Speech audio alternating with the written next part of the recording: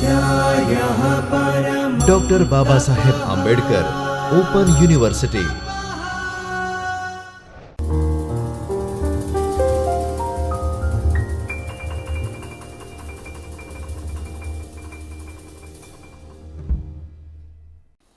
નમસ્કાર વિદ્યાર્થી મિત્રો, ડૉક્ટર બાબા સાહેબ આંબેડકર ઓપન યુનિવર્સિટીના ચૈતન્ય સ્ટુડિયોમાં હું ડૉક્ટર વિનોદ સોનવાણે આપનું સ્વાગત કરું છું. મિત્રો, આજે MSW અભ્યાસક્રમની અંદર પેપર નંબર 202 સામાજિક જૂથ કાર્યનો આપણે અભ્યાસ કરીશું. અને આ પેપરની અંદર તમારું જે બ્લોક નંબર 3 અને એમાં એકમ 4નો અભ્યાસ આપણે કરીશું. હવે એની અંદર જે મુદ્દો છે એકમ 4ની અંદર એમાં છે સામાજિક જૂથ કાર્યના મૂલ્યો અને સામાજિક જૂથ કાર્યના સિદ્ધાંતો. આ બે વસ્તુ પર આપણે ફોકસ કરવાનું છે. તો પહેલાં આપણે સામાજિક જૂથ કાર્યના મૂલ્યોનો અભ્યાસ કરીશું. સામાજિક જૂથ કાર્યના મૂલ્યો શું છે એ આપણે સમજવાનો પ્રયાસ કરીએ. બરાબર છે. તો સામાજિક જૂથ કાર્યના મૂલ્યો તમે સ્ક્રીન પર જુઓ કે કેટલા બધા મૂલ્યો છે, ઘણા બધા મૂલ્યો છે અને આપણે કેટલાક મુદ્દા અહીંયા મૂકેલા છે. એ મુદ્દાને આપણે સમજીશું અને મુદ્દાસર આપણે એ સામાજિક જૂથ કાર્યના મૂલ્યોને સમજવાનો પ્રયાસ કરીશું. તો મિત્રો, આપણે સમજીએ. પહેલો જ જે મુદ્દો છે તમારો એમાં છે સ્વમાન અને યોગ્યતા, ડિગ્નિટી એન્ડ વર્થ. બરાબર છે. સામાજિક જૂથ કાર્ય પદ્ધતિ અને આમ જો તો સમાજ કાર્ય આખું પ્રોફેશન એવું છે કે જેમાં આપણે લોકશાહી ધોરણે કામ કરીએ છીએ. ઓકે, તો હવે એમાં સ્વમાન અને યોગ્યતા. બરાબર, તમારે જ્યારે જૂથ સાથે તમે કામ કરો છો તો જૂથનો દરેક સભ્યનું રિસ્પેક્ટ, એનો આદર જળવાવો જોઈએ. બરાબર છે. એનું સ્વમાન જળવાવું જોઈએ. એને એવું ના લાગવું જોઈએ કે અહીંયા મારું અપમાન થાય છે તો મને કોઈ અહીંયા ગણકારતું નથી. એનો રિસ્પેક્ટ જળવાવો જોઈએ. આપણે ત્યાં જાણીએ છીએ કે આપણે આપણા સમાજની અંદર, ભારતીય સમાજની અંદર જ્ઞાતિ, જાતિ, ધર્મ, જેન્ડર, એના બેઝ ઉપર ઘણા બધા ભેદભાવો થતા હોય આપણને જોવા મળે છે. અને એ સામાજિક માળખું છે જેમાં આવા ભેદભાવો આપણને જોવા મળે છે. આઝાદી પહેલાં આપણે જોયેલું કે એવા કોઈ કાયદા નહોતા અને અસ્પૃશ્યતા તો ખૂબ અઘરી હતી અને અનુસૂચિત જાતિ, જનજાતિના સભ્યો ખૂબ મુશ્કેલી અનુભવતા હતા. પછી કાયદા લાવ્યા અને આપણે ઘણું બધું સુધારા કર્યા છે. એમ છતાં માનવ સ્વભાવ એવો છે કે આજે પણ ઘણા બધા પ્રશ્નો આપણને જોવા મળે છે. તો એ ભેદભાવોની વાત નથી. સમાજ કરે તો લોકશાહી ઢબે કામ કરવાની વાત કરે છે. તો અહીંયા જે વાત છે કે સ્વમાન અને યોગ્યતા, દરેકનું સ્વમાન જળવાવું જોઈએ. બરાબર છે. અને એ આપણું અગત્યનું મૂલ્ય છે. બરાબર, યોગ્યતા પ્રમાણે એને ન્યાય મળવો જોઈએ. બરાબર, એની યોગ્યતાની કદર થવી જોઈએ. બરાબર છે. એટલે આ એક આદર્શ બાબત છે. મૂલ્ય એટલે શું આપણે એને સમજીએ. મૂલ્ય એટલે કે એક આઈડિયલ બાબત શું હોય. બરાબર છે. એક આદર્શ બાબત શું હોય એની અહીંયા વાત કરવામાં આવે છે. બરાબર છે. આપણે એમ કહીએ છીએ ને કે ભાઈ પ્રમાણિક હોવું જોઈએ. બરાબર છે. આપણે સાચું બોલવું જોઈએ. તો આ સમાજનું મૂલ્ય છે. બરાબર છે. તો હવે એને પામવાનો પ્રયત્ન આપણે કરવાનો છે. આપણે એવું નથી કે જન્મથી મૃત્યુ સુધી આપણે ખોટું બોલ્યા જ નથી. આપણે ખોટું બોલ્યા હશું, પણ હંમેશા આપણો આગ્રહ એવો હોય છે, હંમેશા કુટુંબમાં આપણો પોતાનો પણ, આપણા સભ્યોનો પણ, કે આપણે હંમેશા સત્યને પકડી રાખીએ. બરાબર, ગાંધીજીનો પણ એક આગ્રહ હતો કે ભાઈ સત્યાગ્રહ કરીએ, આપણે સત્યને પકડી રાખીએ. બરાબર છે. તો સમાજ કાર્યના મૂલ્યો એટલે અર્થ એવો થાય છે કે તમે અમુક વસ્તુને આગ્રહપૂર્વક પકડી રાખો. અને એ શું હોય તો એ અહીંયા વાત કરે છે કે તમારે સ્વમાન અને યોગ્યતા, તમારા સેવાર્થીનું સ્વમાન, બરાબર છે, એની ડિગ્નિટી, એનો આદર, એનો રિસ્પેક્ટ તમારે જાળવવાનો છે. બરાબર છે. એટલે જ્યારે પણ તમે જૂથ સાથે કામ કરો છો તો જૂથના સભ્યોનું સ્વમાન જાળવવાનું છે, એનો રિસ્પેક્ટ જાળવવાનો છે. એ આપણી બહુ મોટી જવાબદારી છે અને એ પ્રમાણે આપણે વર્તન કરવાનું છે. બીજો જે મુદ્દો છે સામાજિક ન્યાય, સોશિયલ જસ્ટિસ. બરાબર, એની વાત અહીંયા કરવામાં આવી છે. સોશિયલ જસ્ટિસ એ પણ એક મહત્ત્વનું મૂલ્ય આપણું છે. હવે સામાજિક ન્યાય એટલે શું? આમાં પણ અધિકારની વાત આવે છે. બરાબર છે. કે જેમ દરેક વ્યક્તિને એક અધિકાર મળેલા છે, બંધારણીય અધિકારો હોઈ શકે, બરાબર છે, કાયદાકીય અધિકારો હોઈ શકે, એ બધા અધિકારો આપણને મળેલા છે. પણ અધિકારો કાગળમાં હોય અને ચોપડીમાં જ રહી જાય એવું ના બનવું જોઈએ. સામાજિક ન્યાયની પ્રાપ્તિ ક્યારે થાય કે જ્યારે આવા અધિકારોની પ્રાપ્તિ એ છેવાડાના વર્ગ સુધી એની પ્રાપ્તિ થાય. બરાબર. હવે જૂથના સભ્યો છે, એ જૂથના, જ્યારે તમે જૂથમાં કામ કરો છો, એ જૂથના સભ્યોમાં ઘણા બધા ભેદભાવ હોઈ શકે. ભેદભાવ એટલે કઈ રીતે? જુદાપણું. હું એ ભેદભાવ એટલે ડિસ્ક્રિમિનેશનની શબ્દમાં નથી કહેતો, પણ જુદાપણું હોઈ શકે. જેમ કે કોઈ ઉંમરમાં નાના મોટા હોઈ શકે, જ્ઞાતિ જાતિના ભેદભાવ હોઈ શકે, જેન્ડર બાયસ હોઈ શકે કે ભાઈ કોઈ સ્ત્રી છે, કોઈ પુરુષ છે, એવું હોઈ શકે. તો તમારું જે જૂથ છે વિવિધતાપૂર્ણ જૂથ છે અને એ જૂથ છે એની અંદર તમારે ન્યાય જાળવવાનો છે. સામાજિક ન્યાયની વાત છે. બરાબર છે. એની અંદર બની શકે કે અલગ અલગ જ્ઞાતિના લોકો છે, તો તમે કોઈ એક જ્ઞાતિને મહત્ત્વ આપશો નહીં. તમારે સામાજિક ન્યાય ટકાવી રાખવાનો છે તમારે ત્યાં. બરાબર છે. સોશિયલ જસ્ટિસની વાત છે. એટલે અહીંયા લોકશાહી ઢબે આપણે કામ કરવાનું છે એવું આપણે કહીએ છીએ. એટલે આ અગત્યનું મૂલ્ય છે આપણું. એના પછી જે છે પારસ્પરિક જવાબદારી, એ પણ અગત્યનું મૂલ્ય છે કે ભાઈ જે જવાબદારીઓ છે એ કોઈ એક વ્યક્તિની નથી. હવે સમજીએ કયા અર્થમાં અહીંયા કહેવામાં આવ્યું છે. બરાબર છે. દરેક વ્યક્તિ છે ને એ ક્યારેય પૂર્ણ નથી. બરાબર છે. આપણે બધા જ એકબીજા પર ડિપેન્ડ છે, એકબીજા પર આધારિત છે. સમાજ કાર્યનું અગત્યનું મૂલ્ય છે કે આપણે ક્યારે પણ એકલા વિકાસ નહીં સાધી શકીએ. બરાબર છે. એટલે એક સમાજ કાર્યકર હોય કે જૂથના સભ્યો હોય, એ પરસ્પર એકબીજા પર આધારિત છે. બરાબર, પરસ્પર એકબીજાની આપણી જવાબદારી છે, આપણે એકબીજાને મદદ કરીએ. બરાબર છે, એ આપણી જવાબદારી છે. કુટુંબ હોય, ધારો કે તમે એક સમાજ કાર્યકર તરીકે જૂથના સભ્યોને મદદ કરો, જૂથના સભ્યો પણ પરસ્પર એકબીજાની અંદર મદદ કરે, એ બહુ જરૂરી છે. એટલે પરસ્પર આપણી એકબીજાની ઇટ ઇઝ અ રિસ્પોન્સિબિલિટી. આપણી જવાબદારી છે કે આપણા સાથી મિત્રને મદદ કરીએ. બરાબર છે, આપણી જવાબદારી છે કે આપણા સાથી પડોશી છે, મિત્રો છે, એને મદદ કરીએ. અને સમાજ કાર્યકર તરીકે આપણે જૂથના સભ્યોને મદદ કરીએ, જૂથના સભ્યો પણ પરસ્પર એકબીજાને મદદ કરીએ, જૂથના સભ્યો પણ તમારી સાથે એક સારો વ્યવહાર કરે, એ જરૂરી છે. તો પરસ્પર એક જે છે જવાબદારીપૂર્ણ ભાવ એક ઊભો થાય, એ બહુ જરૂરી છે. આપણે જાણીએ છીએ કે રસ્તા પર એક્સિડન્ટ થઈ ગયો તો આપણે તરત જ એમ થાય કે એને દવાખાને પહોંચાડીએ, તો આ આપણી જવાબદારી થઈ. બરાબર, આપણને કોઈ કીધું નથી કે તમે જાઓ ને એમને દવાખાને પહોંચાડો, પણ એક જવાબદાર નાગરિક તરીકે આપણે શું કરીએ છીએ? તો આપણે એ વ્યક્તિને જલ્દીમાં જલ્દી દવાખાને પહોંચે અને એનો જીવ બચી જાય એવો પ્રયાસ આપણે કરીએ છીએ. તો આ શું થયું કે ભાઈ આપણે એક જવાબદારીનું મૂલ્ય નિભાવ્યું છે. બરાબર, પારસ્પરિક જવાબદારી છે, સમાજ પ્રત્યેની કંઈક આપણી જવાબદારી છે. રસ્તા પર કચરો પડ્યો હોય તો આપણે એવું ઈચ્છીએ કે કચરો ના પડે, ઉઠાઈને કચરાપેટીમાં નાખી દઈએ, તો આપણે શું કર્યું કે એક જવાબદારી તમે અદા કરી છે. તો આ જ વસ્તુ અહીંયા કહેવામાં આવી છે કે ભાઈ આ સામાજિક મૂલ્યો છે બધા. એવી રીતે સમાજ કાર્યના મૂલ્યો એમ કહે છે કે ભાઈ પારસ્પરિક જવાબદારી છે. તમારી પણ સમાજ પ્રત્યેની, કુટુંબ પ્રત્યેની અને તમારા જૂથ પ્રત્યેની જવાબદારી છે એ જે સમાજ કાર્યકર, અને જૂથના સભ્યોની પણ જવાબદારી છે પરસ્પર એકબીજાને મદદ કરવાની, એ પણ જવાબદારી છે.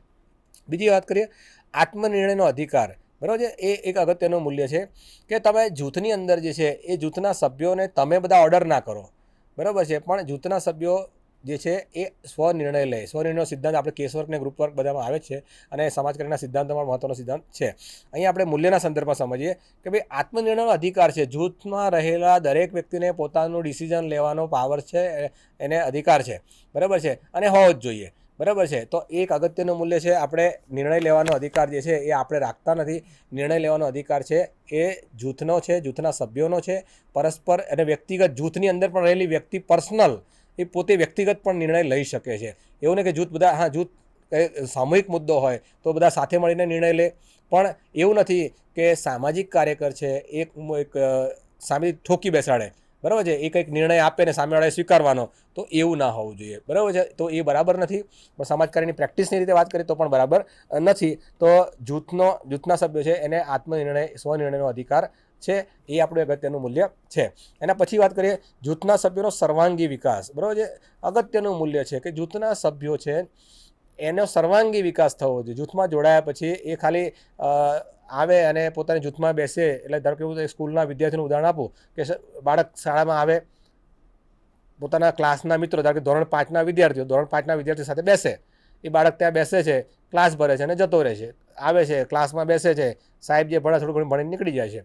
તો આ જે છે ને એ રૂટીન પ્રોસેસ થઈ, પણ એનો સર્વાંગી વિકાસ થયો નથી. તો સમાજ કાર્યનું મૂલ્ય, જૂથ કાર્યનું એક અગત્યનું મૂલ્ય કે ભાઈ સર્વાંગી વિકાસ તરફ ફોકસ થવું જોઈએ. જૂથ જે છે ને એ જૂથના દરેક સભ્યોનો સર્વાંગી વિકાસ થાય, એ પણ અગત્યનું મૂલ્ય છે. સર્વાંગી વિકાસનો અર્થ શું થાય કે એનો સામાજિક વિકાસ થાય, એનો માનસિક વિકાસ થાય, લાંબા ગાળે આવક રડી શકે એટલે એનો આર્થિક પણ વિકાસ થવો જોઈએ, એ કલ્ચરલ એક્ટિવિટી શીખે એટલે એનો સાંસ્કૃતિક પણ વિકાસ થવો જોઈએ. તો આવા ઘણા બધા મુદ્દાઓ જે છે એ એને આવડવા જોઈએ, એટલે એનો સર્વાંગી વિકાસ થવો જોઈએ. બરાબર છે, એટલે જૂથ કાર્યનું અગત્યનું મૂલ્ય છે કે ભાઈ જૂથના સભ્યો છે એ જૂથમાં જોડાયા પછી એના સર્વાંગી વિકાસ થાય, એ પણ બહુ અગત્યની બાબત છે, અને એ જોવાની જવાબદારી એ જૂથ કાર્યકર્તાની છે. ઓકે, એના પછીના મુદ્દામાં આગળ વધીએ કે લઘુમતીનો વિચાર છે એ મહત્ત્વનો છે. એ આપણો અગત્યનું મૂલ્ય છે કે આપણે ત્યાં એવું બનતું હોય છે કે મોટે ભાગે આપણે જે બહુમતી છે એ નિર્ણય લે એને આપણે સ્વીકારી લેતા હોય છે. આપણે ઇલેક્શન થાય, ચૂંટણી થાય તો એવું બનતું હોય છે કે જે વધારે વોટ જે પક્ષને મળ્યા છે તો એને આપણે સ્વીકારીને એને સત્તા સોંપી દઈએ છીએ. પણ જેને નથી મળ્યા, બરાબર, જે પક્ષને, એ કેમ નથી મળ્યા? કેટલાક લોકો એવા છે, ધારો કે 1000 વ્યક્તિ છે, એક ગામની અંદર વાત કરીએ આપણે, ફોર એક્ઝામ્પલ એક ગામ છે, સરપંચની ચૂંટણી છે, એમાં 1000 લોકો એ ગામમાં રહે છે. 700 લોકો જે છે એ 700 લોકોએ જે છે એ સરપંચ એને વોટ આપે છે, અને સરપંચ બી, બરાબર, ધારો કે સરપંચ એટલે આપણે રાખીએ કે ભાઈ અમરભાઈ, અને સરપંચ બી એટલે બિપિનભાઈ. તો એ અમરભાઈને છે એ 700 વોટ મળે છે અને બિપિનભાઈને 300 વોટ મળે છે. અને જે અમરભાઈ છે એમને 700 વોટ મળે છે એટલે એ બહુમતીમાં છે અને એમની સરકાર ચૂંટાઈ જાય છે, બરાબર છે. પણ 300 જે વોટ મળ્યા છે, બરાબર છે, એ ભાઈ ભલે સિલેક્ટ નથી થયા અને જે 300 લોકો જે છે ગામના, એ 300 લોકો એને સ્વીકારે છે, બરાબર છે, જે સિલેક્શન થયું નથી એવા ઉમેદવારને સ્વીકારે છે. તો કેમ સ્વીકારે છે, એની પાછળ કયા કારણો છે, એ લોકોની શું માંગણી હતી, એ માણસને લાવવા કેમ માંગતા હતા, શું હતું? એટલે મોટે ભાગે એવું બનતું હોય છે કે બહુમતીને આપણે ન્યાય માન આપતા હોઈએ છીએ અને બહુમતી જે કે આપણે સ્વીકારતા હોઈએ છીએ. પણ સમાજકાર્યની અંદર, ખાસ કરીને જૂથકાર્યની અંદર, જૂથમાં વાત કરીએ તો જૂથની અંદર આપણે બહુમતી કરતાં લઘુમતી પર વધારે ફોકસ કરીએ છીએ. હા, તો લઘુમતીના વિચારો શું છે, બરાબર છે. ધારો કે પ્રવાસ જવાનું છે, જૂથ એક શાળાનું જૂથ છે, વિદ્યાર્થીઓનું, શાળા કે કોલેજનું જૂથ. એ કોલેજના વિદ્યાર્થીઓ હોય કે શાળાના વિદ્યાર્થીઓ, એમને આપણે નક્કી કરીએ કે પ્રવાસ જવાનું છે. ફોર એક્ઝામ્પલ, પ્રવાસ જવાનું છે. પ્રવાસમાં આપણે નક્કી કરીએ કે ભાઈ ચલો કઈ બાજુ જવું છે, તો આપણે ગુજરાતમાં રહીએ છીએ, આપણે કે ભાઈ ગોવા કે મહારાષ્ટ્ર તરફ જઈએ. અને વિદ્યાર્થીને એક તક આપી, તમે કહો જે હોય એ પણ. તો કેટલાક વિદ્યાર્થી એમ કહે છે કે સાહેબ ગોવા કે મહારાષ્ટ્ર જઈએ, કેટલાક સાહેબ રાજસ્થાન કે દિલ્હી તરફ જઈએ. હવે એવું બને છે કે ભાઈ વર્ગના લગભગ 70% વિદ્યાર્થી એમ કહે છે કે સાહેબ ગોવા અને મહારાષ્ટ્ર તરફ જવું છે, મહાબળેશ્વર જવું છે. 70% લોકો એમ કહે છે. 30% વિદ્યાર્થી એ સ્કૂલના કે કોલેજના જે વિદ્યાર્થી છે એમ કહે છે કે સાહેબ રાજસ્થાન કે દિલ્હી, આબુ અંબાજીથી લઈને આગળ જઈએ આપણે, અને ઉદયપુર, જયપુર ને દિલ્હી આપણે ઉત્તર ભારત તરફ જવું છે.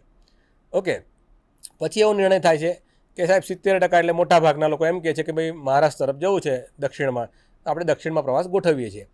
હવે પ્રશ્ન એ છે કે જે 30% લોકો હતા, બરાબર છે, એ લોકો જે કહેતા હતા આપણે એને સાંભળ્યું નહીં, તો સાંભળ્યું પણ એનો નિર્ણય આપણે સ્વીકાર્યો નહીં. હવે તમને એવું થાય કે સાહેબ જો બંનેને સાંભળીશું તો બંને બાજુ જવાશે નહીં, આપણને એવું થાય, બરાબર છે, બંને બાજુ જવાશે નહીં, તો આપણે શું કરીએ? આ વાત થઈ. હવે અહીંયા એ સમજવાનો મુદ્દો એ છે કે એના વિચારો શું છે, એવું શું વિચારે છે, કે શા માટે એ બાજુ જવા માંગે છે, બરાબર છે, શા માટે જવા માંગે છે, ઉત્તરમાં શું છે, ઉત્તરમાં એટલે ઉત્તર ભારતમાં, બરાબર, ઉત્તર ભારતમાં કઈ બાબતો છે, ઉત્તર ભારતમાં જવાનું કારણ શું, ત્યાં એવી અગત્યતા શું છે, એવા કયા મુદ્દા છે કે ત્યાં આપણે જવું જોઈએ, ત્યાં શું શીખવા મળશે, ત્યાં શું જાણવા મળશે, ત્યાં શું.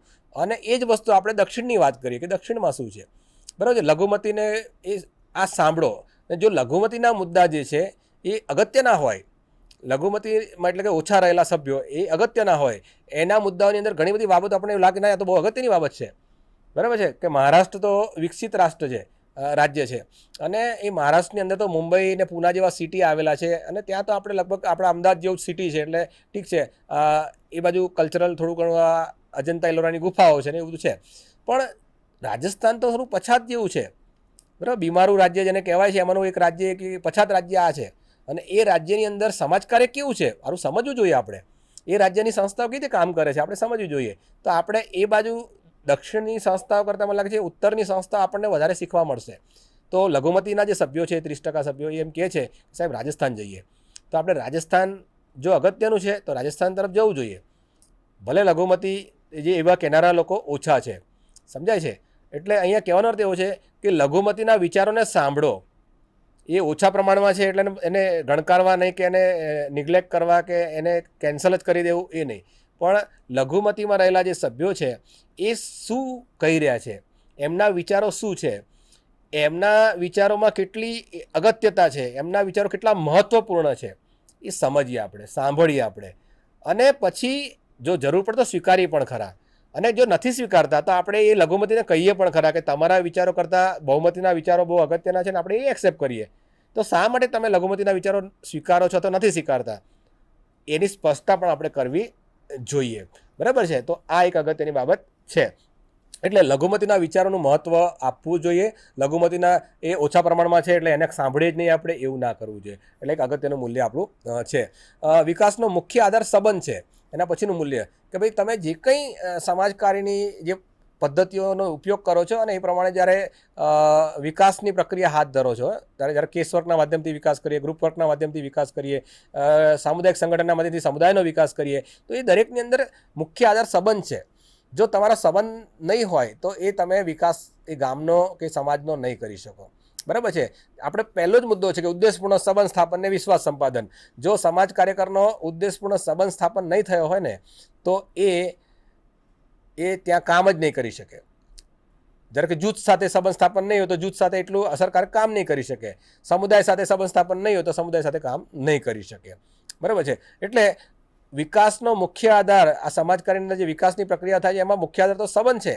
એટલે આ અગત્યનું મૂલ્ય છે કે તમારે સંબંધ નથી ભૂલવાનો. બરાબર છે. તમે જેની સાથે પણ કામ કરો છો, એ સંસ્થા હોઈ શકે, એ સરકારનો વિભાગ હોઈ શકે, એ વ્યક્તિ હોઈ શકે, એ જૂથ હોઈ શકે, એ દરેકની અંદર સંબંધ અગત્યનો છે. એ સંબંધ સાથે આપણે એવું નથી કહેતા કે આપણે અંગત સંબંધો ઊભા કરવાના છે અને આપણે લાગવક કે એવી કંઈક વસ્તુઓ વાપરવાની છે, એની વાત નથી. સમજો, અહીંયા સ્પષ્ટતા આપણે કરીએ. આપણે અહીંયા સંબંધની વાત એવી છે કે તમારી અંદર શું કુશળતાઓ છે, તમારી શું જરૂરિયાત છે અને સામેવાળાની શું જરૂરિયાત છે, સામેવાળાની શું કુશળતા છે. આપણે એકબીજાને ઓળખીએ, આપણે એકબીજાની જરૂરિયાત ઓળખીએ, એકબીજાની કુશળતા ઓળખીએ, એકબીજાની ક્ષમતાઓને ઓળખીએ અને પછી સાથે રહીને આપણે વિકાસ કરીએ. બરાબર છે. એની વાત જે છે, એટલે વિકાસનો મુખ્ય આધાર સંબંધ છે. સંબંધ બનશે અને એને તો જ વિકાસ થશે. એટલે સમાજ કાર્યમાં એક અગત્યનું મૂલ્ય છે કે સંબંધ એ અગત્યનો આધાર છે, આ અગત્યનું મૂલ્ય છે. બરાબર છે. બીજી વાત છે, જૂથ પર સંસ્કૃતિનો પ્રભાવ હોય છે. બરાબર, કોઈ પણ જૂથ હોય એને જે વર્તન કરે છે ને એની પાછળનો આધાર એની સંસ્કૃતિ છે. બરાબર છે. તો ધારો કે તમે દક્ષિણ ગુજરાતમાં જાઓ, દક્ષિણ ગુજરાતની અંદર તમે એમ કહો કે ભાઈ તમે અમદાવાદ જેવું કેમ નથી બોલતા, ગુજરાતી સ્પષ્ટ કેમ નથી બોલતા. તમે એના બાળકો, હું એની સાથે કામ કરું છું ત્યારે દક્ષિણ ગુજરાતના આદિવાસી વિદ્યાર્થીઓ સાથે હું કામ કરતો હોઉં તો એમની ભાષા જોઈએ તો આખી જુદી છે. એમની ભાષા આપણા અમદાવાદ જેવી ગુજરાતી ભાષા નથી. તો ત્યાં ભાઈ આ લોકો તો નબળા છે, પછાત છે, હજુ તો કોલેજમાં આવી ગયા, હજુ બોલતા નથી આવડતું. આ આપણે કહેવાનું નથી. કેમ? કારણ કે એ બોલે છે ને, એ એનું કલ્ચર છે, એનું નોલેજ નથી એવું નહીં, એનું નોલેજ તો એને ખૂબ છે. એ લખતા વાંચતા એને આવડે છે, બધું જ આવડે છે. પણ એ વારસાગત જે ભણીને આવ્યા છે પહેલા ધોરણથી લઈને, એ જ્યાં નાના ને મોટા થયા છે જે ગામની અંદર, બરાબર, એ જે નિશાળમાં ભણીને આવ્યા છે ત્યાં બધી જ એ પ્રાદેશિક બોલી બોલાય છે. એટલે એમના શબ્દોમાં એ પ્રાદેશિકતા દેખાય છે આપણને. બરાબર છે. એટલે એનો જે છે ને આપણે રિસ્પેક્ટ કરવાનો છે. બરાબર છે. એટલે સંસ્કૃતિનો પ્રભાવ તો રહેવાનો જ છે. એ તમે જ્યાં પણ હો એની સંસ્કૃતિનો પ્રભાવ રહેવાનો છે. આજે આપણે ગુજરાતીમાં વાત કરીએ છીએ, કેમ? કારણ કે આપણે ગુજરાતમાં રહ્યા છીએ, ગુજરાતી ભણ્યા છીએ, ગુજરાતી ભણી રહ્યા છીએ અને ગુજરાતમાં રહીને કામ કરવાના છીએ. તો આપણને ગુજરાતીનો પ્રભાવ આપણી પર રહેવાનો છે. અને આપણને કોઈ કહે કે ચલો અચાનક તમે કે અંગ્રેજીમાં લેક્ચર લો તો અંગ્રેજીમાં ભણાવવા લાગી જાઓ તો સામેવાળાને અંગ્રેજીનું બહુ, તો એ નહીં થાય. કારણ કે અહીંયા એવું કલ્ચર જ ડેવલપ થયું નથી. બરાબર, તમે નાનપણથી ગુજરાતી માધ્યમમાં ભણ્યા હો અને તમને અચાનક એમ કે ભાઈ તમે ઇંગ્લિશ મીડિયમમાં વાત કરતા થઈ જાઓ તો નહીં થાય. બરાબર છે. એટલે જે ઘડતર થયું છે એનો પ્રભાવ દરેક વ્યક્તિ પર રહેલો છે. હવે વાત કરીએ જૂથની, તો જે જૂથ સાથે તમે કામ કરો છો એ જૂથ પર એની સંસ્કૃતિનો પ્રભાવ રહેલો છે. ધારો કે તમે મુસ્લિમ સમુદાય સાથે કામ કરો છો તો મુસ્લિમ સમુદાય અલ્લાહને માને છે, નમાઝ પડે છે. બરાબર છે. તો એ એની સંસ્કૃતિ છે એટલે એ તો કરવાના જ છે. તમે ત્યાં જઈને એમ કહો કે આના કરતાં તમારે મંદિરે પગે લાગવું જોઈએ તો એ નહીં કરે, કારણ કે એનું કલ્ચર આખું જુદું છે. એ જ દ્રષ્ટિએ ધારો કે હિન્દુ સમાજ છે અને હિન્દુ સમાજ કુટુંબનો સભ્ય હોય અને એને એવું કહેવામાં કે તું ભાઈ મસ્જિદમાં જઈને નમાઝ પડતો એ નહીં પડે. બરાબર, કેમ? કારણ કે એનું કલ્ચર નાનપણથી એવું રહ્યું છે કે હિન્દુ વિદ્યાર્થી છે એ મંદિરમાં પગે લાગે છે અને મુસ્લિમ એ મસ્જિદમાં જઈને નમાઝ પડે છે. બરાબર છે. તો એ સંસ્કૃતિ ઘડતર થયેલું છે. તો એ સમયે બદલાવ નહીં. એટલે આપણે જે તે સંસ્કૃતિને રિસ્પેક્ટ કરવાનો છે અને એ દરેક વ્યક્તિ પર સંસ્કૃતિનો પ્રભાવ રહેલો છે એ આપણે સ્વીકારવાનું છે. આગળના મુદ્દામાં જઈએ આપણે કે વ્યક્તિગત ભિન્નતા અને માન્યતા અને સ્વીકૃતિ. આપણે વ્યક્તિગત ભિન્નતા, દરેક વ્યક્તિ જુદી છે. બરાબર છે. દરેક વ્યક્તિ છે ભિન્ન છે, એ આપણે સ્વીકારવાનું જ છે. બરાબર છે. દરેક વ્યક્તિમાં જુદાપણું રહેલું છે, એ આપણે સમજવાનું છે. હવે કઈ રીતે આપણે સમજીએ કે વારસો અને વાતાવરણ, આપણે સાયકોલોજીમાં ભણી ગયા છું કે વારસો અને વાતાવરણ આ બે વસ્તુ એવી છે કે જે વ્યક્તિને ભિન્ન બનાવે છે. બે સગા ભાઈઓ એક જ કુટુંબના સગા ભાઈઓમાં જુદા હોય છે. કોઈ ગુસ્સાવાળો હોય તો કોઈ શાંત હોય. બરાબર છે. એક જ કુટુંબની બે સગી બહેનો, એક કદાચ બહુ શ્યામ હશે તો બીજી કંઈક દેખાવડી હશે, આવું પણ બને. તો આવું કેમ થાય છે? તો આની પાછળ કામ કરે છે તમારો વારસો, જીનેટિકલ વારસો, XY રંગસૂત્રો. ઓકે, આ એક તમારું ઘડતર જે થયું મા બાપથી એની વાત છે. હવે બીજી વાત છે જન્મ થયા પછી વાતાવરણ, વારસો અને વાતાવરણ. તો બીજો મુદ્દો છે વાતાવરણ. તમે જ્યાં કુટુંબમાં રહો છો એ કેવું વાતાવરણ મળે છે. એક જ કુટુંબના બે સગા ભાઈઓ, એક ભાઈને આપણે મામાને ત્યાં મૂકી દઈએ અને એક ભાઈને અહીંયા અમદાવાદ રાખીએ આપણે. બરાબર છે. તો એ મામાને ત્યાં રહેલા, ત્યાં એનું જે કલ્ચર મળશે, ત્યાં એને જે સંસ્કારો મળશે, ત્યાં જે કુટુંબ, શાળા, મિત્ર જૂથ મળશે, એમ એનું ઘડતર થશે. અને અહીંયા અમદાવાદ રહેલો જે વિદ્યાર્થી હશે, જે ભાઈ હશે, એને જેવું મિત્ર જૂથ મળશે, જેવી શાળા કુટુંબ મળશે, એટલે આપણે જેને સામાજિકરણની એજન્સીઓ કહીએ છીએ એ મળશે, એમ એનો વિકાસ થશે, એમ એની ભિન્નતા મળશે. એટલે દરેક વ્યક્તિમાં જુદાપણું છે જ. વારસો અને વાતાવરણ જેવું મળે છે એમ દરેક વ્યક્તિ જુદી હોય છે અને એને જુદાપણું આપણને જોવા મળે છે. એટલે આપણે ક્યારે પણ તું આવો કેમ છે, આવું કેમ છે, આ બે સગા ભાઈઓ છે પણ પેલો જો કેટલો હોશિયાર છે અને આ કેવો ડફોડ છે, એવું નહીં. એ દરેકની અંદર ઘણા બધા કારણો રહેલા છે. જન્મ સમયે રંગસૂત્રો જે મળ્યા છે એના આધારે બુદ્ધિ ક્ષમતા પણ નક્કી થાય છે. એટલે કોઈનો આઈક્યુ બહુ ઊંચો હોય તો એ બહુ સારું ભણતા હોય છે, કોઈનો આઈક્યુ ડાઉન હોય, બહુ નીચો હોય તો એ મંદબુદ્ધિ પણ હોઈ શકે. બરાબર છે. તો આ બધા કારણો જવાબદાર છે. એટલે આપણે ક્યારે પણ વ્યવહાર ભિન્નતા છે અને એ વ્યવહાર ભિન્નતાનું કારણ એના ઘણા કારણો હોઈ શકે, આપણે સ્વીકારવાના જ છે. સ્વીકારીને જ આપણે એની સાથે કામ કરવાનું છે. એટલે જૂથના સભ્યોમાં તમને એવું લાગે કે બે સભ્યો કામ નથી કરતા, આ ડફોડ છે, નકામા છે, એવું નથી. દરેક વ્યક્તિ ભિન્ન છે, જુદું છે, એની પાછળનો વારસો, એનું વાતાવરણ કામ કરે છે અને માટે એ ભિન્નતા છે, આપણે સ્વીકારીને ચાલવાનું છે, આપણું અગત્યનું મૂલ્ય છે. બીજી વાત છે વિકાસની સમાન તકો પૂરી પાડવી. આ એક અગત્યનું મૂલ્ય છે. હમણાં જ વાત કરી ગયા કે એક જ જૂથની અંદર જોડાયેલા સભ્યો કોઈક વધારે હોશિયાર છે, કોઈક નબળું છે, પણ અહીંયા વિકાસની તકો એવું નથી કે હોશિયારને વધારે તકો આપવાની અને જે નબળો છે એને ઓછી તકો આપવાની, એવું નથી. અહીંયા બધાને આપણે સમાન તકો આપવાની છે. મોટે ભાગે સમાજમાં એવું બનતું હોય છે કે જે હોશિયાર હોય છે એને પ્રોત્સાહન આપતા હોય છે, એ હોશિયાર નથી હોતા આપણે એને પ્રોત્સાહન નથી આપતા. પણ સમાજકાર્ય એવું કહે છે કે ભાઈ અહીંયા આપણે જ્યારે લોકશાહી રીતે કામ કરતા હોઈએ ત્યારે જૂથમાં રહેલા દરેક સભ્યને આપણે સાથે જોડવાના છે અને સમાન રીતે જોવાના છે. બરાબર છે. વિકાસની સમાન તકો એમને આપવાની છે. એવું ના બને કે આપણે વિકાસની તકો આપવામાં પાછા પડી જઈએ. બરાબર છે. તો આપણે આ સમજવાનું છે અને આ બધા સમાજકારીના મૂલ્યો છે. તમારે કઈ રીતે વર્તન કરવાનું છે તમારા સેવાર્થી સાથે એ આપણને શીખવાડે છે. આ આપણના અગત્યના મૂલ્યો છે. એના પછીની જે વાત છે એમાં આપણે વધીએ સામાજિક જૂથકાર્યના સિદ્ધાંતો. આપણે એમાં આગળ વધીએ. સામાજિક જૂથકાર્યના સિદ્ધાંતો જે છે એમાં આપણે જોઈએ. હવે સામાજિક જૂથકાર્યના સિદ્ધાંતો જે છે એ જોઈએ. એમાં આયોજનનો સિદ્ધાંત. બરાબર છે. તો આયોજનનો સિદ્ધાંત શું છે આપણે સમજીએ કે જૂથ કાર્ય જ્યારે આપણે કરતા હોઈએ ત્યારે એ જૂથ કાર્યમાં વિશિષ્ટ છે.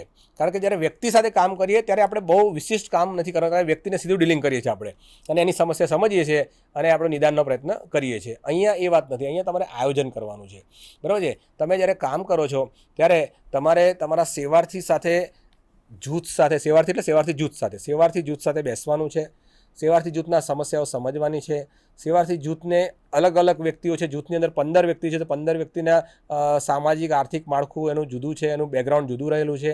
આ બધા પાસા સમજવાના છે અને એના આધારે જૂથના સભ્યોને આપણે કઈ સેવા આપવાની છે, એનો વિકાસ અને કઈ તરફ લઈ જવાનું એક આયોજન ચોક્કસ કરવું પડે. બરાબર છે. તમે એવું વિચારતા હો કે એક તાલીમનો કાર્યક્રમ આપણે ગોઠવીએ, બહેનો છે અને એમને આપણે સિલાઈ ને મહેંદી કે બ્યુટી પાર્લરના વર્ગો ચલાવીએ અને એમનો વિકાસ કરવાનો છે, તો આપણે કઈ રીતે કરીશું? તો એવું બની શકે કે કેટલીક બહેનો છે એ ગરીબ કુટુંબમાંથી આવે છે, કેટલીક બહેનો એવી છે કે જે પરિણિત છે અને એની કેટલીક જવાબદારીઓ છે. બરાબર છે. અને કેટલીક બહેનો એવી છે કે જેને ઓછું આવડે છે, બરાબર, શીખવાનો પ્રયત્ન પણ નથી આવડતું. કેટલીક બહેનો એવી છે કે જેને શીખવું છે પણ કુટુંબવાળા મોકલવા નથી માંગતા. તો આવા ઘણા બધા કારણો છે. ત્યારે તમે જ્યારે એ કાર્યક્રમ ચલાવો છો ત્યારે બધાને ન્યાય મળે, બધા અહીંયા સરસ રીતે શીખી શકે. બરાબર છે. આ એક બહેનોનું જે જૂથ છે શીખી શકે એના માટે શું કરવું જોઈએ આપણે? બરાબર છે. તો એ તમારે ચોક્કસ આયોજન કરવું પડે કે ભાઈ પરિણિત બહેનો છે તો એનો ટાઈમિંગ આપણે ગોઠવવો પડે કે ભાઈ પેલો સવારે રાંધવાનું, ખાવાનું બધું કામ કરતા, કપડાં ધોવાનું કામ કરતા હોય તો આપણે સવારે ક્લાસ ગોઠવીએ તો નહીં ચાલે. તો આપણે એના માટે વર્ગો બપોરે ગોઠવવા પડશે. જે કોલેજ જતી છોકરીઓ છે એ બપોરે કોલેજ હોય છે તો આપણે એને કઈ રીતે કરશું? તો એના માટે સાંજે તો બંનેને અનુકૂળ આવે તો સમય કયો? તો જો કોલેજની છોકરીઓ 4 વાગે આવી જાય છે અને જે પરિણિત બહેનો છે એ લોકો 6 વાગ્યા પછી રાંધવાનું ખાવાનું કામ કરે તો 4 થી 6નો ટાઈમ એવો છે કે જેમાં બંને મળી શકે એમ છે. તો આપણે એવો ટાઈમ ગોઠવીએ. અહીંયા કહેવાનો અર્થ એવો છે કે આયોજનનો સિદ્ધાંત એમ કહે છે કે તમારે આયોજન કરવાનું છે. જૂથ કાર્યની અંદર જૂથની જે પ્રવૃત્તિ થાય છે એની અંદર તમારે આયોજન ગોઠવવાનું છે. બરાબર છે. આમાં બહુ જ આયોજન જોઈએ કારણ કે ઘણા બધા લોકો તમારી સાથે જોડાયેલા છે. જૂથના ઘણા બધા સભ્યો તમારી સાથે જોડાયેલા છે અને દરેક સભ્ય છે એ વિશિષ્ટ છે, દરેકની જરૂરિયાતો વિશિષ્ટ છે, દરેક અલગ અલગ સામાજિક આર્થિક બેકગ્રાઉન્ડમાંથી આવે છે. એટલે એ બધાને સાચવીને આપણે એક આયોજન કરવાનું છે. એટલે સામાજિક જૂથ કાર્યનો આ સિદ્ધાંત અગત્યનો છે કે તમારે જૂથ કાર્ય કરીએ ત્યારે આયોજનના વિવિધ પાસાઓને આપણે સમજવા જોઈએ અને આયોજન કરવું જોઈએ. બરાબર. બીજો જે મુદ્દો છે આપણો લક્ષ્યોની સ્પષ્ટતાનો સિદ્ધાંત. લક્ષ્ય, બરાબર, ધ્યેય, ગોલ તમારો શું છે એની સ્પષ્ટતા તમને હોવી જોઈએ. એટલે એક સામાજિક કાર્યકર તરીકે આપણને સ્પષ્ટતા હોવી જોઈએ અને એ જે લક્ષ્યો છે આપણા એ આપણે આપણા જૂથના સભ્યોને પણ જણાવવાના છે કે આપણે શું કરવા માંગીએ છીએ, આપણો ધ્યેય શું છે, બરાબર, આપણે કઈ તરફ જવા માંગીએ છીએ. બરાબર છે. તો એની પણ સ્પષ્ટતા આપણે કરવી જોઈએ. સામાજિક કાર્યકર જ્યારે કોઈ પ્રોગ્રામ શરૂ કરે છે, જૂથના સભ્યો સાથે કામ શરૂ કરે છે ત્યારે એ શું કરવા માંગે છે, બરાબર છે, એની સ્પષ્ટતા એણે કરી લેવી જોઈએ. જૂથના સભ્યોને એ વિકાસ કરવા માટે કઈ કઈ પ્રક્રિયામાંથી પ્રસાર કરવા માંગે છે, એ કઈ કઈ પ્રકારની તાલીમ આપવા માંગે છે, જૂથના સભ્યોને શું આપવા માંગે છે, તો એના લક્ષ્યો શું છે, એ શું કરવા માંગે છે, એના લક્ષ્ય, હેતુ, ધ્યેય, ગોલ જે કહીએ આપણે, તો એને સ્પષ્ટ કરી લેવાના છે. પછી ધારો કે એ પોતે સ્પષ્ટ છે, એને ખબર છે કે આપણે શું કરવાનું છે, પણ એટલું નહીં, એ ધ્યેયો એણે જણાવવાના છે એના જૂથને કે ભાઈ આપણી પાસે 1 વર્ષ છે, અને 1 વર્ષની અંદર અથવા 6 મહિના જે પણ તમે કામ એની જૂથ સાથે જોડાયેલા છો, ધારો કે કોઈ MSWનો અભ્યાસક્રમ કરતા હોય તો એમાં આપણી પાસે 2 વર્ષ છે, તો હવે આપણે લક્ષ્ય સ્પષ્ટ હોવું જોઈએ કે ભાઈ 2 વર્ષની અંદર 4 સેમિસ્ટર, 4 સેમિસ્ટરમાં દરેક સેમિસ્ટરના અંતે એક્ઝામ, બરાબર છે, અને એ એક્ઝામ તમારે પાસ કરવાની, એ આપણું લક્ષ્ય છે કે એક્ઝામ પાસ કરવી. દરેક સેમિસ્ટરમાં ફિલ્ડવર્ક કરવાનું, ફિલ્ડવર્ક કરીને સારું શીખવાનું, નોલેજ સ્કિલ પોતાની ડેવલપ કરવાની, બરાબર છે, તો એ પણ એક અગત્યનું લક્ષ્ય છે. સંશોધન નિબંધ કરવાનો છે, નિબંધ શીખવાનો છે, સંશોધન પ્રક્રિયા શીખવાની છે, પ્રેક્ટિકલ રિસર્ચ કરવાનું છે, અને થિયરી પણ આપણે શીખવાની છે, બરાબર છે.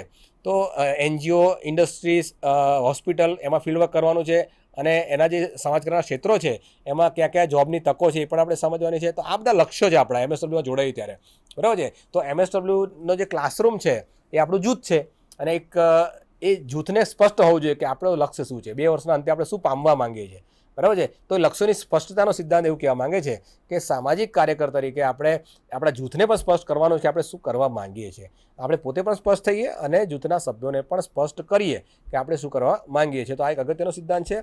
એના પછીની વાત કરીએ, હેતુપૂર્વક સંબંધ સ્થાપનનો સિદ્ધાંત. બહુ અગત્યનો સિદ્ધાંત છે, આપણે ગઈકાલે પણ ચર્ચા કરી ગયા હતા. હેતુપૂર્ણ સંબંધ અથવા તો ઉદ્દેશપૂર્ણ સંબંધ સ્થાપનનો સિદ્ધાંત. આ સિદ્ધાંત એમ કહે છે કે ભાઈ તમે જૂથ સાથે જોડાયા છો, એ જૂથ સાથે તમારી એક ચોક્કસ હેતુના સંદર્ભમાં જોડાયા છો. ધારો કે MSWના વિદ્યાર્થીઓનું જૂથ, તો એમાં એક શિક્ષક તરીકે મારી ભૂમિકા શું હોય, તો મારી ભૂમિકા એવી હોય કે મારે એમને ભણાવવાના છે, મારે એમને ફિલ્ડવર્ક કરાવવાનું છે, મારે એમને સંશોધન કરાવવાનું છે, મારે એમને પરીક્ષાને રીતે તૈયાર કરવાના છે, અને MSWના અભ્યાસક્રમમાં જેટલું પણ આવે છે એ ડાયરેક્ટલી ઇનડાયરેક્ટલી એમને શીખવા મળે એવા બધા જ પ્રયાસો મારે કરવાના છે, બરાબર છે. તો એ મારો હેતુ હોય, તો હેતુના સંદર્ભમાં જે પણ કરવાનું છે એ બધું જ આપણે કરીશું ચોક્કસ, બરાબર. હેતુના સંદર્ભમાં આપણે ફિલ્ડની મુલાકાત કરીશું, હેતુના સંદર્ભમાં આપણે એની એક્ઝામો લઈશું, બધું જ કરીશું, બરાબર છે. તો હેતુપૂર્વકના સંબંધો આપણે, પણ હેતુ સિવાયના સંબંધો, બરાબર. તમારા ઘરે કેટલા સભ્યો છે ને ઘરે શું છે, કેટલાના મેરેજ થઈ ગયા, કેટલાના મેરેજ બાકી છે, એટલે બહુ ઊંડાણમાં જવાની જરૂર. કેટલીક માહિતી કદાચ હોવી જોઈએ, એ કંઈ વાંધો નથી. કેટલીક માહિતી એટલે એના પપ્પાનું નામ શું છે, કયા ગામના છે, બરાબર છે, કઈ કોમ્યુનિટીમાંથી આવે છે, SC/STમાંથી આવે છે, આર્થિક બેકગ્રાઉન્ડ શું છે, આપણે શિષ્યવૃત્તિના ફોર્મ ભરતા હોય એટલે આ બધું ખબર હોવી જોઈએ. પણ બહુ જ અંગત લાઈફમાં આપણે પડતા નથી, પડવું પણ ના જોઈએ. સમાજ કાર્ય આપણને શીખવાડે છે કે આપણે ક્યારેય પણ બહુ અંગત લાઈફમાં પડતા નથી. તો હેતુપૂર્વકનો સંબંધ સ્થાપન છે, હેતુના સંદર્ભમાં જ આપણે સંબંધો ઊભા કરવાના છે. જૂથના સભ્યો સાથે ચર્ચા પણ કરીશું, હેતુના સંદર્ભમાં જ ચર્ચા કરીશું. બે ઘડી મસ્તી મજાક હોય પણ આપણે અંગત લાઈફમાં નહીં પડવાનું, એ પણ આપણને આ સિદ્ધાંત શીખવાડે છે. હવે એના પછીનો સિદ્ધાંત છે નિરંતર વ્યક્તિકરણનો સિદ્ધાંત. નિરંતર વ્યક્તિકરણ આપણે સમજીએ, નિરંતર વ્યક્તિકરણ એટલે શું. હવે એક સિદ્ધાંત વ્યક્તિકરણનો સિદ્ધાંત એવો છે કે જેમાં આપણે કેસવર્કમાં આપણે ભણીએ છીએ તો ઇન્ડિવિજ્યુઅલાઇઝેશન, અહીંયા છે નિરંતર વ્યક્તિકરણ, સતત વ્યક્તિકરણ. એટલે વ્યક્તિકરણ એટલે શું આપણે સમજીએ કે વ્યક્તિકરણનો અર્થ એવો થાય કે દરેક વ્યક્તિ વિશિષ્ટ છે, દરેક વ્યક્તિ ગૌરવને પાત્ર છે, અને દરેક વ્યક્તિ પર આપણે એક કહેવાય ને કે ભાઈ વ્યક્તિગત રીતે ધ્યાન આપવાનું છે, બરાબર છે. એટલે નિરંતર વ્યક્તિકરણ તમારે કરતા રહેવાનું છે. એટલે સામાજિક કાર્યકર્તાએ નિરંતર જૂથના સભ્યો સાથે, જૂથ છે એટલે બધાને એક જ લેક્ચર આપી દીધું એટલે બધા સાંભળી લેશે એમ નહીં, પણ દરેક વ્યક્તિની પરિસ્થિતિ કેવી છે, દરેકની મનોદશા કેવી છે, દરેક શીખી રહ્યા છે કે નહીં, દરેકને ખ્યાલ આવે છે કે દરેક વ્યક્તિ એટલે જૂથના દરેક સભ્યની સામાજિક સ્થિતિ કેવી છે, માનસિક સ્થિતિ કેવી છે, એ ગ્રહણ કરે છે કે નહીં, તમે જે કંઈ આપો છો એ. તો નિરંતર રીતે દરેક વ્યક્તિ પર ધ્યાન આપવું અને દરેક વ્યક્તિનો વિકાસ થઈ રહ્યો છે કે નથી એ જરા ચેક કરતા રહેવું, એ આપણી જવાબદારી છે. નિરંતર વ્યક્તિકરણનો અર્થ એવો થાય છે કે દરેક વ્યક્તિને આપણે ગૌરવ જાળવવાનું છે, દરેક વ્યક્તિ વિશિષ્ટ છે, દરેક વ્યક્તિની સમસ્યાઓ જુદી છે, દરેક વ્યક્તિના સામાજિક આર્થિક બેકગ્રાઉન્ડ જુદું છે, અને એના સંદર્ભમાં શીખવાની પ્રક્રિયા પણ વધઘટ હોઈ શકે. કોઈ ઝડપથી શીખે, કોઈ લેટ શીખે છે, મોડામાં શીખે છે. તો આપણે એ સમજવાનું છે, બરાબર. એટલે નિરંતર વ્યક્તિકરણનો સિદ્ધાંત આપણને શીખવાડે છે કે તમારે સતત રીતે દરેક જૂથના દરેક સભ્યની સાથે વ્યક્તિગત એના ટચમાં રહીને, એને ઉદ્દેશપૂર્ણ રીતે વ્યક્તિગત ટચમાં રહીને ઉદ્દેશના સંદર્ભમાં આપણે એના પ્રશ્નને સમજીએ અને એનો વિકાસ થાય એવા પ્રયત્નો આપણે કરીએ. તો નિરંતર વ્યક્તિકરણનો સિદ્ધાંત આપણને કહે છે. બીજું કે છે એના પછીનો સિદ્ધાંત છે પ્રગતિશીલ કાર્યક્રમ અનુભવનો સિદ્ધાંત. પ્રગતિશીલ કાર્યક્રમ અનુભવનો સિદ્ધાંત બહુ અગત્યનો સિદ્ધાંત છે. કેસવર્કમાં આપણે આ સિદ્ધાંત નથી આવતો, અહીંયા આપણે આવે છે કે પ્રગતિશીલ કાર્યક્રમ. તમે જ્યારે જૂથ કાર્ય કરો છો તો જૂથના સભ્યો તમારી સાથે જોડાય છે. તમે એની સાથે રૂટીન પ્રવૃત્તિ કરશો તો એને નહીં ગમે, પણ આપણે પ્રગતિશીલ કંઈક નવું શીખવા મળે, ક્રિએટિવ ઇનોવેટિવ એને મળે, એના માટેના નવા કાર્યક્રમો એની સામે આપણે મૂકતા થઈએ. જૂથના સભ્યોને નવા કાર્યક્રમો, નવો અનુભવ થાય, નવું જાણે, એને એન્જોય કરે, એ જે કંઈ શીખે છે એને બોરિંગ ના લાગે, બરાબર, એને એમ કે બે આ તો કંટાળાજનક છે એવું ના લાગે. એટલે પ્રગતિશીલ કાર્યક્રમ અનુભવનો અર્થ એવો છે કે તમે એવા નવા અનુભવો એને આપો, બરાબર છે, નવું એને શીખવા આપો કે જેના કારણે એનો વિકાસ થઈ શકે. એટલે પ્રગતિશીલ કાર્યક્રમો પૂરા પાડવા, કાર્યક્રમ આયોજન અને એનું અમલીકરણ એ બહુ અગત્યનો મુદ્દો છે સામાજિક જૂથ કાર્યમાં. એટલે સામાજિક જૂથ કાર્ય એટલે કે જૂથ સાથે જ્યારે આપણે જૂથ કાર્ય કરીએ છીએ એ સમયે આપણે હંમેશા કાર્યક્રમ આયોજિત કરવાના હોય છે અને કાર્યક્રમના માધ્યમથી એક સારા અનુભવ એ જૂથના સભ્યોને મળે અને જૂથના સભ્યો એ અનુભવના માધ્યમથી કંઈક નવું શીખે એ બહુ જરૂરી છે, બરાબર છે. મેં હમણાં આના પહેલાંના ક્લાસમાં વાત કરેલી કે આપણે શાળામાં પિકનિક કે પ્રવાસ લઈ જતા હોઈએ છીએ તો એ શું છે, એક નવો અનુભવ જે છે એને મળે, બરાબર, નવો અનુભવ શીખવા મળે, એ અગત્યનું છે. અને એટલા માટે આપણે ખાલી ભણતર એક જ ક્લાસમાં બેસીને ભણ કરે તો એ વિદ્યાર્થી કંટાળી જાય છે અને પછી એનું ધ્યાન, સાયકોલોજી પણ એમ કહે છે કે એકની વસ્તુ રિપીટ કરતો માણસ કંટાળાજનક હોવાને કારણે પછી ધ્યાન આપતો નથી, બરાબર, એનું ધ્યાન ભંગ થવા લાગે છે. પણ એને નવું શીખવાડો, નવી રીતે શીખવાડો તો એ ચોક્કસ વધારે શીખવાનો પ્રયાસ કરે છે. એટલે તમારે જે છે કે ભાઈ પ્રગતિશીલ કાર્યક્રમનો અનુભવ, તમે કાર્યક્રમ એવા કરો કે જેનાથી એને નવું શીખવા મળે એવા કાર્યક્રમો આયોજિત કરો. તમારી જે ભણાવવાની ટેકનિક છે અથવા શીખવાડવાની ટેકનિક છે, જૂથ કાર્યકર્તા તરીકે તમે જે કંઈ આપવા માંગો છો એ પણ રોજ એક જ પદ્ધતિ ના હોય, જે પદ્ધતિ તમારી જુદી હોય, જે માધ્યમ તમારું બદલાવવું જોઈએ એ પણ ચેન્જ થતું રહેશે તો એમને નવો અનુભવ થશે અને પ્રગતિશીલ કાર્યક્રમનો અનુભવ કરાવવો એ આપણી જવાબદારી છે. તો આપણે આગળ વધીએ. સાધનોના ઉપયોગનો સિદ્ધાંત, બરાબર છે. જૂથ કાર્ય જ્યારે કરીએ છીએ ત્યારે આપણને ઘણા બધા સાધનોની જરૂર પડે છે. હવે સાધનો એટલે કયા? તો પહેલું સાધન છે પૈસા, નાણાં, બરાબર છે. બીજું સાધન છે આપણે સંસાધનો, એટલે કે ભાઈ ટેબલ, ખુરશી, જે ભૌતિક સાધનો છે, ક્લાસરૂમ છે, બેન્ચીસ છે, આવા સાધનો છે. વાહન વ્યવહાર છે એ પણ એક મહત્ત્વનું સાધન છે. તો આવા ઘણા બધા સાધનોની જરૂર આપણને પડે છે.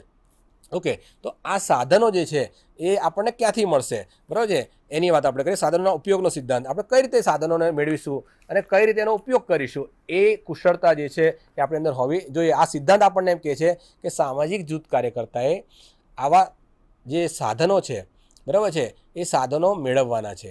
અને સાધનો એટલે એવું નથી કે જૂથમાં જોડાયેલા લોકોને આપણે ઓર્ડર કરી દઈએ કે ભાઈ તારે આટલી વસ્તુ લાવવાની છે, એવું નથી કરવાનું.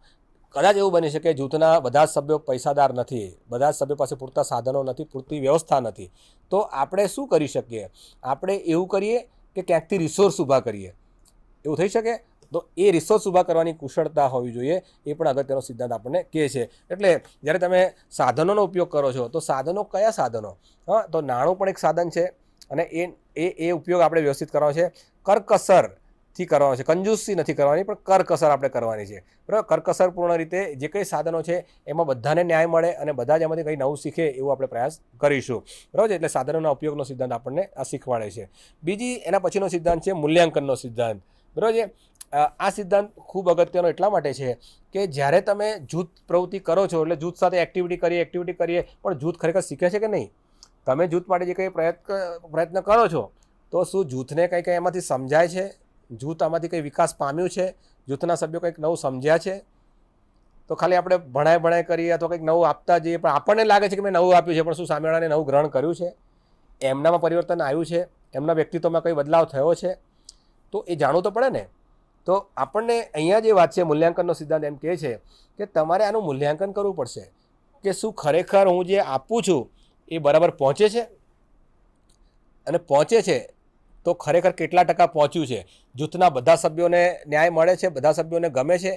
હું જે કંઈ શીખવાડવા માગું છું, એનો વિકાસ કરવા માગું છું એ પ્રમાણે જૂથના દરેક સભ્ય એ મેળવી રહ્યા છે, સમજી રહ્યા છે? આપણે જાણીએ છીએ કે મોટે ભાગે જૂથમાં રહેલા સભ્યો એ બધા બોલતા ના હોય, કેટલાક બોલે કેટલાક ના પણ બોલતા હોય, પણ જે નથી બોલતા એ શું એવું છે કે નથી સમજતા? તો એ સમજતા નથી તો આપણે એની સાથે બેસવું પડશે. અને એ કેમ સમજતા નથી, એને શું ખબર નથી પડતી, હા, એનું મૂલ્યાંકન કરવું પડશે. શું આપણી રજૂઆતની કુશળતા બરાબર નથી? શું સામેવાળા સમજ્યા નથી? શું પ્રશ્ન છે? આપણે જોવું પડશે. બરાબર છે. તો આ સંદર્ભમાં જે છે આપણે અહીંયા વાત કરીએ છીએ. હવે બીજી વાત છે નિર્દેશિત જૂથ આંતરક્રિયાનો સિદ્ધાંત. નિર્દેશિત જૂથ આંતરક્રિયા, બરાબર. જૂથ આંતરક્રિયા, જૂથની અંદર આંતરક્રિયા થાય. આંતરક્રિયા એટલે ઇન્ટરેક્શન, વાતચીત. બરાબર છે. તો અહીંયા જે વાત છે કે તમે ડાયરેક્શન આપો છો. નિર્દેશિત જૂથ આંતરક્રિયા, તમે એવું ડાયરેક્શન આપો છો, એવી દિશા આપો છો કે એ જૂથ આંતરક્રિયા એવી રીતે કરે. ધારો કે જૂથના સભ્યો ઝઘડવા લાગે, બરાબર છે, જૂથના સભ્યો અંદર ઝઘડવા લાગે, તો એ વ્યાજબી છે? બરાબર નથી. તો આપણે ત્યાં એક ડાયરેક્શન આપીએ છીએ, ભાઈ તમારે ઝઘડો ના કરવો જોઈએ, આપણે આના માટે થોડી ભેગા થયા છીએ, આપણે અહીંયા સારી રીતે વિકાસ કરવા માટે ભેગા થયા છીએ, આપણે કંઈક નવું શીખવા ભેગા થયા છીએ. તો આ જે મેસેજ આપ્યો છે ને એ ડાયરેક્શન છે એક જાતનો. અહીંયા વાત કરી છે નિર્દેશિત જૂથ આંતરક્રિયા, બરાબર છે. તો તમારી આંતરક્રિયા ઇન્ટરેક્શન છે એ પણ જૂથના વિકાસના સંદર્ભમાં હોવી જોઈએ. હવે માની લો કે આપણી હાજરી ત્યાં નથી, એજ સમાજ કાર્યકર આપણી હાજરી ત્યાં નથી, પણ જૂથના સભ્યો છે, તો જૂથના સભ્યો વચ્ચે જે ઇન્ટરેક્શન થાય છે, બરાબર, એ પણ જે છે એ ચોક્કસ એ જૂથના વિકાસના સંદર્ભમાં જ થવી જોઈએ.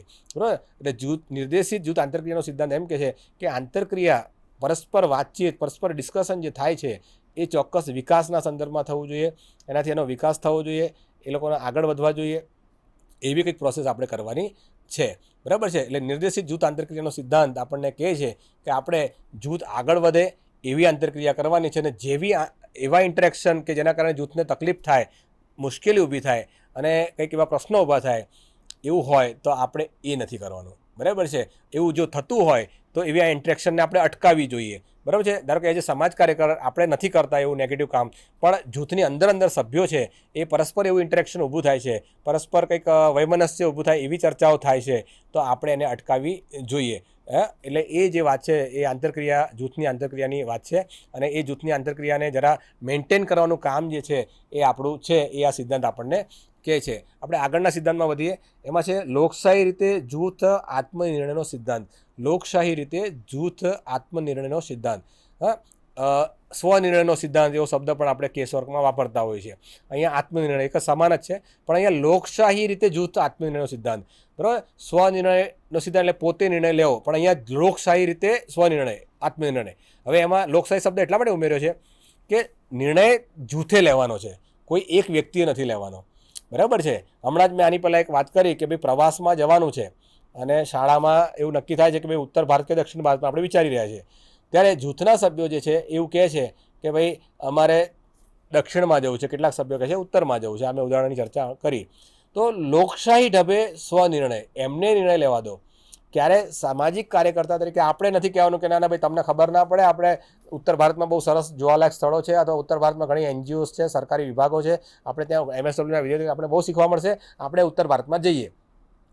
આવું જો એક શિક્ષક તરીકે આપણે કહીએ છીએ, અથવા તો એક તમે જે જૂથના નેતા તરીકે, લીડર તરીકે આપણે કહીએ છીએ, તો એ બરાબર નથી.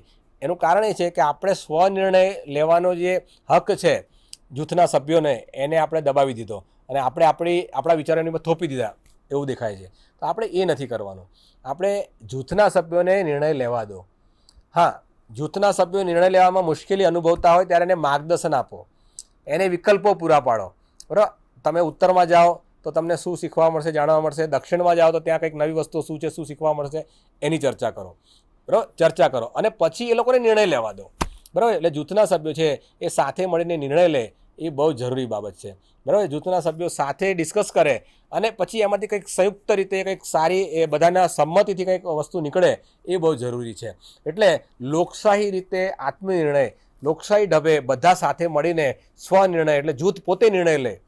જૂથનો કોઈ વ્યક્તિ એક નિર્ણય ના લે, અથવા જૂથમાં પણ એવું બને કે એક વ્યક્તિ એમ પોતે એમ કે હું કહું એમ જ કરી નાખો, એવું ના થવું જોઈએ.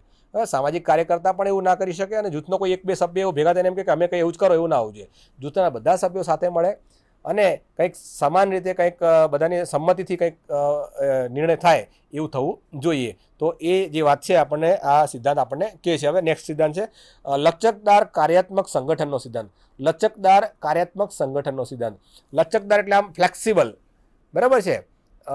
ધારો કે એક વાત કરીએ આપણે કે જ્યારે વાવાઝોડું આવે તો મોટા મોટા ઝાડ પડી જતા હોય છે. બરાબર છે. કારણ કે એ લચકદાર નથી હોતા. જ્યારે કેટલાક છોડ હોય કે ઝાડ હોય ને આમ નમી જાય છે અને વાવાઝોડું જતું રહે એટલે પાછા ઊભા થઈ જાય છે. બરાબર છે. તો આ શું થયું? એ લચકદાર હતા એટલે ટકી ગયા. અને જે ધારો કે કડક છે એકદમ ઝાડ, ભલે મજબૂત ઝાડ હોય, એનું થડ આટલું જાડું હોય પણ મજબૂત છે, પણ એ નમતા નથી, એ સીધા સ્ટ્રોંગ ઊભા રહે છે. પણ વાવાઝોડું આવે છે તો આખા ઝાડ ઉખડી જાય છે.